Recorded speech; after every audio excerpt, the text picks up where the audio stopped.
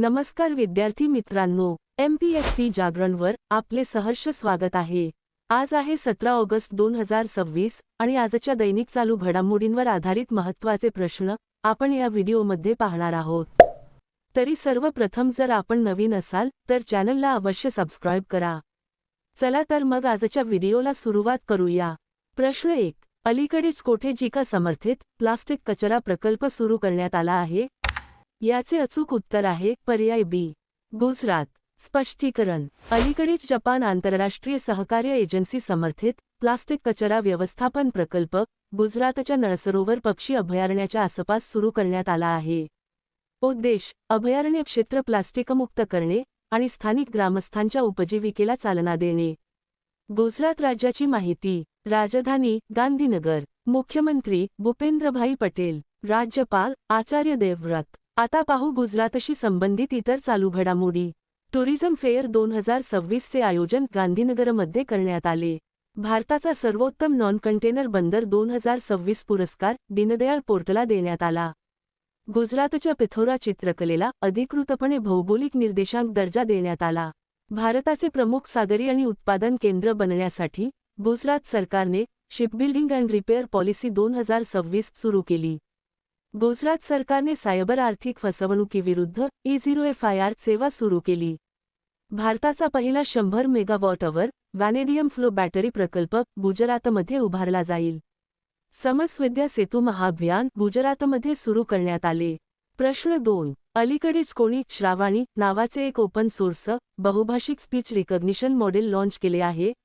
याचे अचूक उत्तर आहे पर्याय सी, IISc बंगळुरू। स्पष्टीकरण, बंगळुरू येथील भारतीय विज्ञान संस्थेच्या स्पायर लॅबने आर्टपार्कच्या सहकार्याने आणि गुगलच्या समर्थनाने 13 ऑगस्ट 2026 रोजी श्रावाणी नावाचे पहिले ओपन सोर्स बहुभाषिक स्पीच रिकग्निशन मॉडेल जारी केले आहे। हे मॉडेल 65 भारतीय भाषा आणि बोलीभाषांना सपोर्ट करते, तसेच बोललेले शब्द मजकुरात बदलते। प्रश्न 3, अलीकडेच उच्च शिक्षण विभागाचे सचिव म्हणून कोणाची नियुक्ती करण्यात आली आहे? याचे अचूक उत्तर आहे पर्याय बी, दीप्ती गौर मुखर्जी। स्पष्टीकरण, ज्येष्ठ IAS अधिकारी दीप्ती गौर मुखर्जी यांना उच्च शिक्षण विभागाच्या नवीन सचिव बनवण्यात आले आहे। त्यांनी विनीत जोशी यांच्याकडून या पदाचा पदभार स्वीकारला। या जबाबदारीपूर्वी त्या कॉर्पोरेट व्यवहार मंत्रालयात सचिव म्हणून कार्यरत होत्या। आता पाहू इतर महत्त्वाच्या नियुक्त्या। महासंचालक सशस्त्र दल वैद्यकीय सेवा म्हणून संदीप थरेजा यांची नियुक्ती करण्यात आली।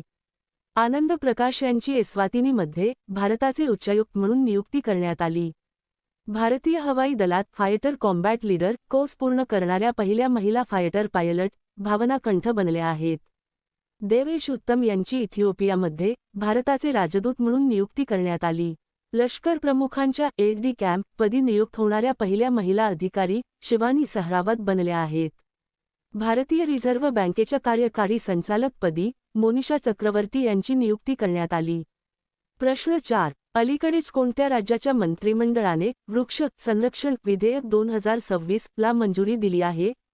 याचे अचूक उत्तर आहे पर्याय सी, राजस्थान। स्पष्टीकरण, अलीकडेच राजस्थान राज्याच्या मंत्रिमंडळाने मुख्यमंत्री भजनलाल शर्मा यांच्या अध्यक्षतेखाली द राजस्थान वृक्ष संरक्षण विधेयक 2026 च्या मसुद्याला मंजुरी दिली आहे। या विधेयकांतर्गत राज्य वृक्ष खेजडी, रोहिडा, पिंपळ आणि वड यांसह एकूण 29 महत्त्वाच्या वृक्ष प्रजातींना कायदेशीर संरक्षणाच्या कक्षेत आणले गेले आहे। राजस्थान राज्याची माहिती, राजधानी जयपूर, मुख्यमंत्री भजनलाल शर्मा, राज्यपाल हरिभाऊ किसनराव बागडे। आता पाहू राजस्थानशी संबंधित इतर चालू घडामोडी। दुर्मिळ मृदा घटकांसाठी शोध परवाना जारी करणारे राजस्थान हे भारताचे पहिले राज्य ठरले। तरुणांना खेळ आणि कौशल्यांशी जोडण्यासाठी राजस्थानमध्ये मुख्यमंत्री युवा सहयोग प्लॅटफॉर्म सुरू करण्यात आला। जगातील सर्वोत्कृष्ट कला आणि सांस्कृतिक शहरे या यादीत भारतीय शहर जयपूरला 18वे स्थान मिळाले। मेसालिना विष्णुई नावाची पालची एक नवीन प्रजाती राजस्थानमध्ये शोधण्यात आली। राजस्थानच्या वैद्यकीय आणि आरोग्य विभागाला दक्षिण पूर्व आशिया क्षेत्रासाठी जागतिक आरोग्य संघटनेच्या world no tobacco day award 2026 ने सन्मानित करण्यात आले। प्रश्न 5, अलीकडेच भारत आणि कोणत्या देशादरम्यान द्विपक्षीय लष्करी सराव मैत्री 2026 चे आयोजन करण्यात आले? याचे अचूक उत्तर आहे पर्याय डी, थायलंड. स्पष्टीकरण. अलीकडेच भारत आणि थायलंडच्या सैन्यादरम्यान द्विपक्षीय संयुक्त लष्करी सराव मैत्री 2026 चे आयोजन करण्यात आले. उद्देश दोन्ही सैन्यांमध्ये परस्पर विश्वास, दहशतवादविरोधी मोहिमांमध्ये सहकार्य आणि उत्तम समन्वय वाढवणे हा आहे. थायलंड देशाची माहिती. राजधानी बँकॉक. चलन थाई बाहत. पंतप्रधान अनुतीन चारनविराक. प्रश्न 6. अलीकडेच प्रकाशित memories on a platter my fusion cookbook हे पुस्तक कोणी लिहिले आहे? याचे अचूक उत्तर आहे पर्याय बी, रोहिणी राणा. स्पष्टीकरण. Memories on a platter my fusion cookbook ही रोहिणी राणा यांनी लिहिलेली एक अनूठी कुकबुक आहे. हे पुस्तक पेंग्विन रँडम हाऊसद्वारे प्रकाशित करण्यात आले आहे. हे पुस्तक बालपणीच्या आठवणी, शाही खाद्यपदार्थ आणि जागतिक खाद्यसंस्कृतीचे एक सुंदर मिश्रण आहे. आता पाहू इतर महत्त्वाची पुस्तके.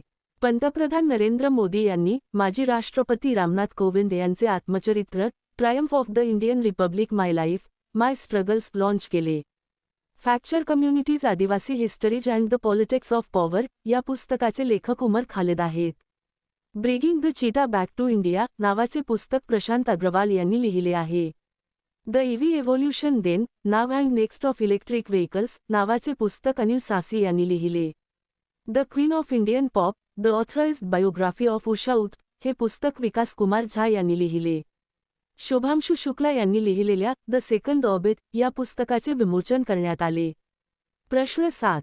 अलीकडेच कोणत्या राज्य सरकारने संध्या किरण कॅशलेस आरोग्य विमा कवच लॉन्च केले आहे? याचे अचूक उत्तर आहे पर्याय सी, कर्नाटक. स्पष्टीकरण.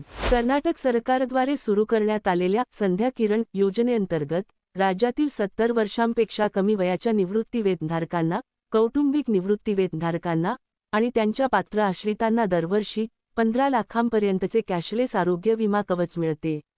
ही योजना नोंदणीकृत रुग्णालयांमध्ये माध्यमिक, तृतीयक आणि आपत्कालीन वैद्यकीय देखभाल प्रदान करते. कर्नाटक राज्याची माहिती. राजधानी बंगळुरू. मुख्यमंत्री डी के शिवकुमार. राज्यपाल थावरचंद गेहलोत. आता पाहू कर्नाटकशी संबंधित इतर चालू घडामोडी. कर्नाटक सरकारने कृत्रिम बुद्धिमत्ता संचलित डिजिटल पीक सर्वेक्षण सुरू केले. INS मालवणला कारवार बंदरावर भारतीय नौदलात सामील करण्यात आले. कर्नाटक सरकारने भारताच्या पहिल्या सरकारी AI विद्यापीठाच्या स्थापनेची घोषणा केली. एरो इंडिया 2027 नावाच्या आशियातील सर्वात मोठ्या एअरशोच्या 16व्या आवृत्तीचे आयोजन बंगळुरू येथे केले जाईल. गंभीरपणे कोरडी पडल्यामुळे चर्चेत आलेली मलप्रभा नदी प्रामुख्याने कर्नाटकात वाहते. राजोलीबांडा डायव्हर्शन प्रकल्प कर्नाटकात उभारण्यात आला आहे. बंगळुरूस्थित सरकारी AI स्टार्टअप सर्वम AI भारताचा 130वा युनिकॉर्न बनला आहे.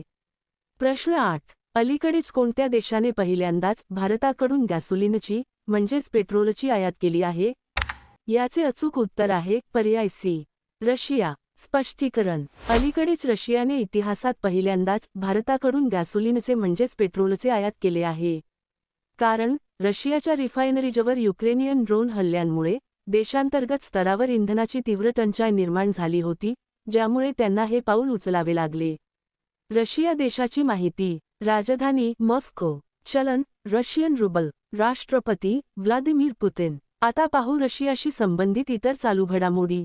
भारताने रशियाकडून S-400 हवाई संरक्षण क्षेपणास्त्र प्रणालीची 4थी तुकडी प्राप्त केली. रशियाने अणुसक्षम हायपरसॉनिक ओरेशनिक क्षेपणास्त्र लॉन्च केले. सरमत क्षेपणास्त्र रशियाने विकसित केले आहे. भारत रशियाकडून R-37M क्षेपणास्त्रे खरेदी करणार आहे. मॅक्स सोशल मीडिया ॲप रशियाद्वारे लॉन्च करण्यात आले आहे. रशियाने व्हॉट्सॲपवर बंदी घातली आहे. भारत आणि रशिया दरम्यान रिलॉस करार लागू झाला. प्रश्न 9. अलीकडेच सुमित सरकार यांचे निधन झाले, ते कोण होते? याचे अचूक उत्तर आहे पर्याय बी, लेखक, इतिहासकार. स्पष्टीकरण. सुमित सरकार हे आधुनिक भारतीय इतिहासाचे एक प्रख्यात मार्क्सवादी इतिहासकार आणि विद्वान होते. त्यांचे 13 ऑगस्ट 2026 रोजी वयाच्या 87व्या वर्षी नवी दिल्ली येथे निधन झाले.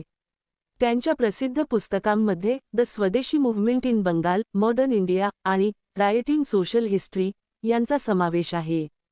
प्रश्न 10. अलीकडेच भारतीय व्यापार महोत्सव 2026 चे आयोजन कोठे करण्यात आले आहे? याचे अचूक उत्तर आहे पर्याय सी, नवी दिल्ली. स्पष्टीकरण. भारतीय व्यापार महोत्सव 2026 चे आयोजन 12 ते 15 ऑगस्ट 2026 दरम्यान भारत मंडपम, नवी दिल्ली येथे करण्यात आले. ऑल इंडिया ट्रेडर्स कॉन्फेडरेशन आणि इंडिया ट्रेड प्रमोशन ऑर्गनायझेशनच्या सहकार्याने या महोत्सवाचे आयोजन करण्यात आले होते. प्रश्न 11. अलीकडेच विनस्पेसने 2027च्या उपग्रह प्रक्षेपणासाठी कोणासोबत भागीदारी केली आहे? याचे अचूक उत्तर आहे पर्याय सी, स्पेसएक्स. स्पष्टीकरण. अलीकडेच व्हिएटनामी एरोस्पेस कंपनी विनस्पेसने 2027 मध्ये आपले पहिले उपग्रह कक्षेत प्रक्षेपित करण्यासाठी इलॉन मस्क यांच्या स्पेसएक्स कंपनीसोबत भागीदारी केली आहे. हा करार स्पेसएक्सच्या ट्रान्सपोर्टर राईडशेअर मिशनंतर्गत झाला आहे. प्रश्न 12. अलीकडेच कोणी कॅनेडियन ओपन पुरुष एकेरीचे विजेतेपद जिंकले आहे? याचे अचूक उत्तर आहे पर्याय बी, बेन शेल्टन. स्पष्टीकरण. अमेरिकन टेनिस खेळाडू बेन शेल्टन याने मॉन्ट्रियल येथे खेळल्या गेलेल्या अंतिम सामन्यात आपल्याच देशाच्या ब्रेंडन नाकाशिमा याला हरवून सलग दुसऱ्यांदा कॅनेडियन ओपन पुरुष एकेरीचे विजेतेपद पटकावले आहे. या विजयासह बेन शेल्टनने आपल्या कारकिर्दीतील दुसरे एटीपी मास्टर्स 1000 विजेतेपद आपल्या नावावर केले आणि एकही सेट न गमावता ही स्पर्धा जिंकली. आता मागील व्हिडिओतील प्रश्न. अलीकडेच उदार शक्ती 2026 लष्करी सराव भारत आणि कोणत्या देशादरम्यान आयोजित करण्यात आला? याचे अचूक उत्तर आहे मलेशिया. आता पाहू अतिशय महत्त्वाचे उजळणी प्रश्न. माजी आरबीआय गव्हर्नर रघुराम राजन यांची यूएस फेडरल रिझर्व्ह टास्क फोर्समध्ये नियुक्ती झाली. भारताच्या पहिल्या आणि सर्वात खोल भूऔष्णिक विहिरींचे संचालन लडाखमध्ये सुरू झाले. तेलंगणा सरकारने पोलीस हुतात्म्यांच्या कुटुंबांसाठी टीजी वीर पोर्टल लॉन्च केले. मानव हत्ती संघर्ष कमी करण्यासाठी उत्तराखंडने हत्तींना रेडिओ कॉलर घालण्याची योजना सुरू केली. सार्वजनिक डेटा सहज शोधण्यासाठी तथ्यकोश नावाचे प्लॅटफॉर्म कर्नाटक सरकारने लॉन्च केले. मेघालयमध्ये मिशन गोल्डन स्पाईस लॉन्च करण्यात आले. ग्लासगो येथे आयोजित 2026 राष्ट्रकुल खेळांच्या पदक तालिकेत ऑस्ट्रेलिया अव्वल स्थानी राहिला. भारताचे 45वे जागतिक वारसा स्थळ सारनाथ बनले आहे. भारताचा पहिला टेलिकॉम मॅन्युफॅक्चरिंग झोन ग्वाल्हेरमध्ये स्थापन केला जाईल. आता तुमच्यासाठी प्रश्न. अलीकडेच कोणी कॅनेडियन ओपन महिला एकेरीचे विजेतेपद जिंकले आहे? दिलेल्या पर्यायातून या प्रश्नाचे अचूक उत्तर कमेंट बॉक्समध्ये नक्की द्या. उद्या पुन्हा भेटू पुढील भागात. धन्यवाद.